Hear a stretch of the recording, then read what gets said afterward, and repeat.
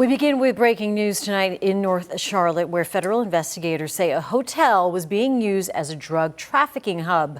Thanks for joining us here for the news at 4. I'm Jane Monreal. And I'm Nick Sturdivant. 5 people now face federal charges after a months-long investigation. WCNC Charlotte's Alexandra Rios Malvia is live tonight. And so, Alex, you just heard from investigators in the last hour. What did they tell you?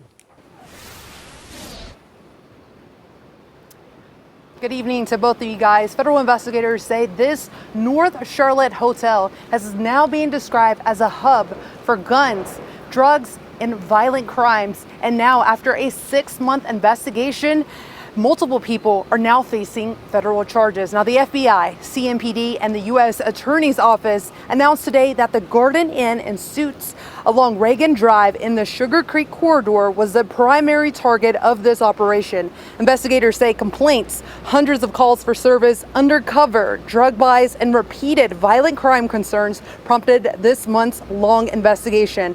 Officials say 5 people are now charged federally on drug trafficking and firearm offenses, with 4 arrested this morning during that raid. Now, several others were taken into custody on related state charges, bringing that total up to a number of 10 arrests, and 11 of those are charged. Now, authorities say agents seized fentanyl, cocaine, narcotics, and multiple firearms during this operation.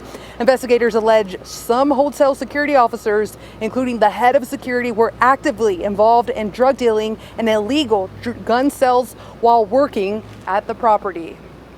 I want to commend the law enforcement for the job they did this morning. I was in the command room this morning. I was on the site at the hotel a little later this morning. To see law enforcement in an enclosed hotel, an enclosed hallway with multiple levels, executing search warrants and arrest warrants down the hall, where many of those rooms have guns in them, and doing so safely without any incident is really incredible.